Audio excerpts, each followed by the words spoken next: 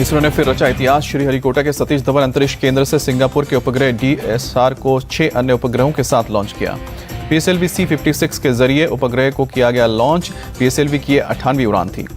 दिल्ली के नांगलो इलाके में मुहर्रम के दौरान बवाल, जुलूस के दौरान जमकर पत्थरबाजी। तजिए का जुलूस निकालने के दौरान कुछ लोगों की पुलिस से झड़प, उसके बाद हिंसा पर और पुलिस पर पथराव किया गया। कई लोग भी घायल हुए हैं। महाराजा सूरजमल स्टेडियम के पास हुआ हंगामा। गेट बंद होने के बावजूद स्टेडियम में घुसने की कोशिश कर रहे थे लोग। पुलिस के रोकने पर विवाद हुआ। वाराणसी में तजिया जुलूस के दौरान 2 पक्षों में हिंसक झड़प, दर्जनों लोग जख्मी। वाराणसी के जैतपुरा इलाके में शिया समुदाय के लोग निकाल रहे थे जुलूस। उसी समय सुन्नी समुदाय के लोग भी तजिया लेकर आ गए और उसी दौरान ये विवाद हुआ। दोनों ओर से हुआ पथराव। पुलिस की गाड़ी समेत दर्जनों मोटरसाइकिलें क्षतिग्रस्त। मौके पर पुलिस बल ने तैनात किया। बिहार के कैमूर में भी तजिया जुलूस के दौरान हुआ भारी हंगामा। 2 पक्षों ने एक दूसरे पर लाठी डंडों से हमला किया। पथराव भी हुआ। यूपी के पीलीभीत में कांवड़ियों और तेजीदारों पर भी विवाद के बाद पथराव में सीओ घायल हुए। तजियादारों ने हाईवे जाम किया। पथराव के बाद कई सरकारी वाहन क्षतिग्रस्त हुए। हाईवे पर करीब घंटों यातायात प्रभावित रही। लखनऊ में मुहर्रम का जुलूस निकालने के दौरान हादसा। तजिए के साथ हाईटेंशन वायर की चपेट में आया युवक गंभीर रूप से घायल हुआ। झारखंड के बोकारो में मुहर्रम जुलूस के दौरान हादसा। करंट लगने से 4 लोगों की मौत, 14 घायल। राजकोट के धौराजी में मुहर्रम के जुलूस के दौरान हादसा। करंट लगने से 2 की मौत, 15 जख्मी। मणिपुर में विपक्षी सांसदों के डेलीगेशन के दौरे का आज दूसरा दिन। आज इम्फाल में गवर्नर अनुसुईया उइके से मुलाकात करेगा डेलीगेशन। पहले दिन 20 सदस्यीय डेलीगेशन ने चुराचांदपुर में 2, इम्फाल में 1 और मोइंग में 1 राहत शिविर का दौरा किया। आज भी 1 राहत शिविर का कर सकते हैं दौरा। मणिपुर दौरे पर पहुंची विपक्षी सांसदों की एक टीम ने विष्णुपुर जिले में दौरा किया। मोइरांग कॉलेज के राहत शिविर में गए। इंडिया गठबंधन के सांसदों का एक प्रतिनिधिमंडल पहुंचा इम्फाल पूर्व आइडियल कॉलेज में जाकर राहत शिविर का दौरा किया। डेलीगेशन के साथ आए अधीर रंजन चौधरी बोले, शांति से जिंदगी गुजारना चाहते हैं मणिपुर के लोगों को परेशानियों का सामना करना पड़ा। कांग्रेस सांसद गौरव गोगोई ने कहा है कि हम मणिपुर के लोगों की आवाज बनेंगे, उनकी मांग को उठाएंगे। गौरव गोगोई का मोदी सरकार पर हमला। पूछा कि मणिपुर में शांति का दावा, फिर रिलीफ कैंप में क्यों कह रहे हैं लोग। रिलीफ कैंप में पीड़ितों से मिली टीएमसी नेता सुष्मिता देव। कहा कि दुख की बात है कि केंद्र ने डेलीगेशन नहीं भेजा। पीड़ितों से मिलकर आरजेडी नेता मनोज झा ने दिया आश्वासन। कहा कि हालात बदलेंगे, हम उस दिशा में काम कर रहे हैं। मणिपुर के विपक्षी डेलीगेशन से केंद्रीय मंत्री अनुराग ठाकुर का सवाल, क्या वो राजस्थान भी जाएंगे। इंडिया अलायंस के मणिपुर दौरे पर बोले बीजेपी नेता तरुण चुग, ये सिर्फ ड्रामा है, बंगाल छत्तीसगढ़ की महिलाओं का दर्द नहीं दिखता। केंद्रीय मंत्री अर्जुन राम मेघवाल का बयान, संसद में हम मणिपुर पर चर्चा को तैयार, विपक्ष कर रहा है राजनीति। केंद्रीय मंत्री गजेंद्र सिंह शेखावत ने कहा कि विपक्ष मणिपुर पर चर्चा से भाग रहा है।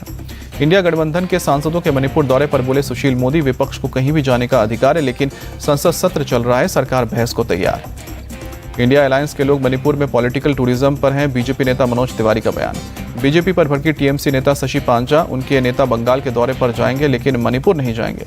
मणिपुर में हिंसा जारी। विष्णुपुर जिले में 2 गुटों के बीच फिर हुई गोलीबारी।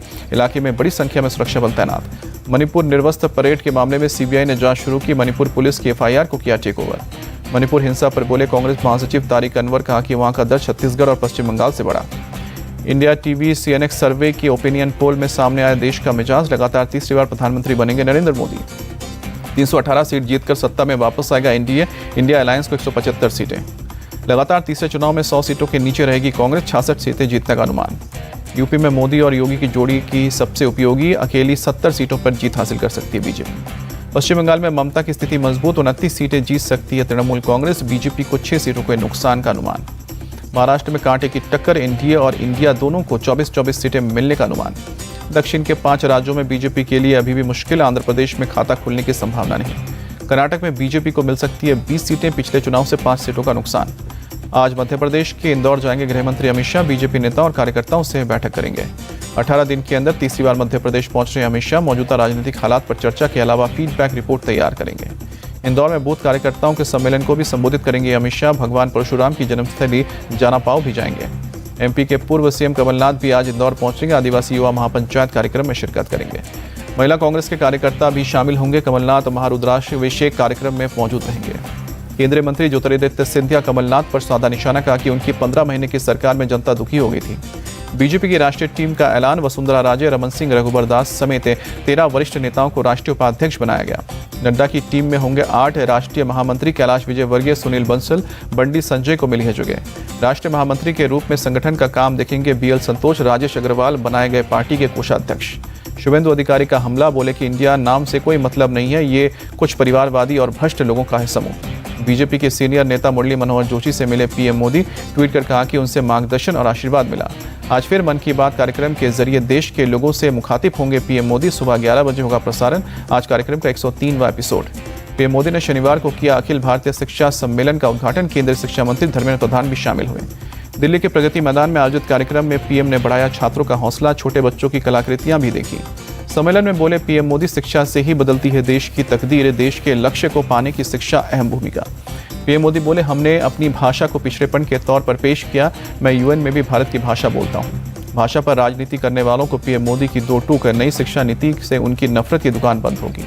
पीएम मोदी ने जारी की श्री योजना के तहत पहली किश्त 1450 से ज्यादा स्कूलों को स्मार्ट बनाने का टारगेट। आरएसएस प्रमुख मोहन भागवत आज ठाणे में आनंद दीघे कैंसर अस्पताल का करेंगे उद्घाटन। कार्यक्रम में CM Shinde, deputy CM Devendra Fadnavis और अजित पवार मौजूद रहेंगे। दिल्ली में बोली वित्त मंत्री निर्मला सीतारमण, 247 तक भारत को विकसित राष्ट्र बनाने की दिशा में काम कर रहे हैं। निर्मला सीतारमण ने कहा कि हमारी सरकार का फोकस इंफ्रास्ट्रक्चर, इन्वेस्टमेंट, इनोवेशन और इंक्लूसिविटी।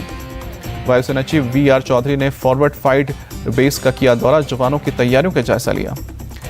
रामेश्वरम में गृह मंत्री अमित शाह ने किया पुस्तक का विमोचन। Doctor APJ Abdul Kalam memories never die के किताब है नाम। पश्चिम बंगाल के पूर्व मुख्यमंत्री बुद्धदेव भट्टाचार्य कोलकाता के वुडलैंड्स अस्पताल में भर्ती, लोअर रेस्पिरेटरी ट्रैक्ट इन्फेक्शन की शिकायत के बाद एडमिट हुए। बीजेपी चीफ शिवकांत मजूमदार बुद्धदेव भट्टाचार्य से मिलने वुडलैंड्स अस्पताल पहुंचे। डॉक्टर्स से स्वास्थ्य के बारे में जानकारी भी ली।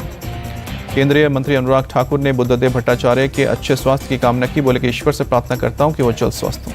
जयपुर एयरपोर्ट पर पकड़ी गई लड़की के मामले में खुलासा। सूत्रों के मुताबिक पाकिस्तान के लड़के का नाम इरफान खान असलम नाम से आईडी बनाकर करता था चैट। पुलिस सूत्रों के मुताबिक चौमू में रहने वाली किसी मुस्लिम लड़की से नाबालिग की मदद की थी। एक मौलवी से भी मिलवाया था। पाकिस्तान में रहने वाले इरफान ने अपनी मां से भी नाबालिग की बात कराई थी। अंजू का वीडियो भी दिखाया था।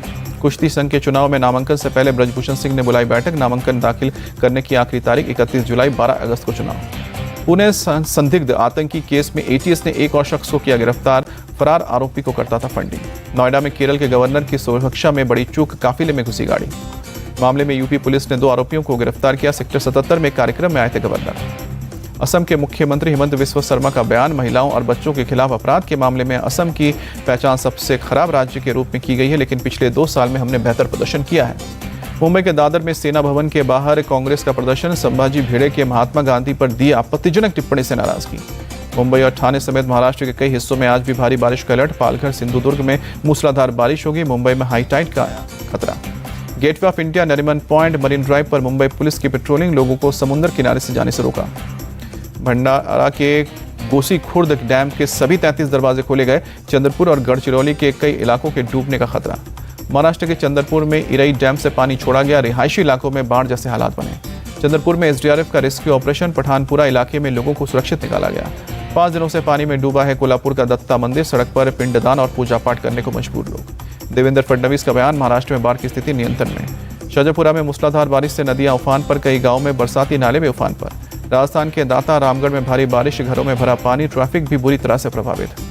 जयपुर में तेज बारिश के बाद भारी जलभराव। सड़कों से लेकर दुकानों और घरों में पानी भरा।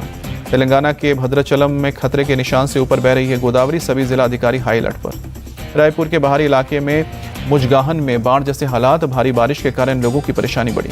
जामनगर के पास सप्टा डैम पर 5 लोगों की डूबने से मौत। सभी नहाने के लिए डैम पर गए थे।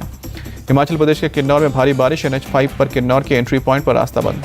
कुल्लू में भी कई जगह लैंडस्लाइड। सामरी डांग में दरकी जमीन, सड़कों पर आवाजाही थमी। महाराष्ट्र के बीड़ में भीषण सड़क हादसा। बस और मिनी बस में टक्कर, हादसे में 15 यात्री जख्मी, 2 की हालत गंभीर। दूसरे वनडे में भारत की करारी हार। वेस्टइंडीज ने 6 विकेट से हराया। 3 मैचों की सीरीज में अब 1-1 से बराबरी। पहले बल्लेबाजी करते हुए टीम इंडिया मैच 181 रन पर सिमटी। वेस्टइंडीज ने 4 विकेट खोकर टारगेट हासिल किया। वेस्टइंडीज की ओर से शाई होप ने खेली कप्तानी पारी। नाबाद 63 रन बनाए। शाई होप बने प्लेयर ऑफ द मैच। केसी काटी ने भी खेली नाबाद 48 रन की पारी। टीम इंडिया की तरफ से शार्दुल ठाकुर सबसे सफल गेंदबाज, 3 विकेट झटके। भारत की तरफ से ईशान किशन ने बनाए हैं सबसे ज्यादा रन, 55 रनों की पारी खेली। इंग्लैंड के तेज गेंदबाज स्टुअर्ट ब्रॉड का क्रिकेट से संन्यास का ऐलान। एशेज सीरीज का 5वां टेस्ट होगा करियर का आखिरी मैच।